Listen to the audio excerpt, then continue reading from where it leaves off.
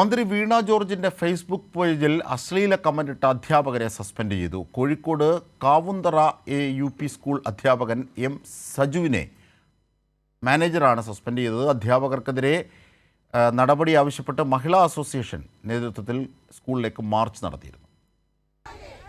കുവൈറ്റിലേക്കുള്ള യാത്ര തടഞ്ഞ കേന്ദ്ര സർക്കാർ നടപടിക്കെതിരെ മന്ത്രി വീണ ജോർജ് മാധ്യമങ്ങളെ കണ്ടത് ഫേസ്ബുക്കിൽ പോസ്റ്റ് ചെയ്തിരുന്നു.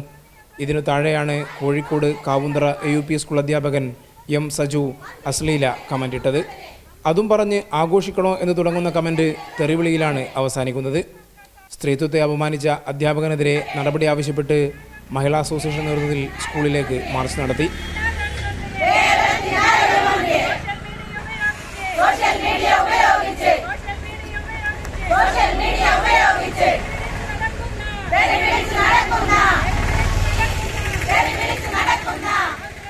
പ്രതിഷേധമുയർന്നതിന് പിന്നാലെയാണ് അധ്യാപകനെ സ്കൂൾ മാനേജർ സസ്പെൻഡ് ചെയ്തത്.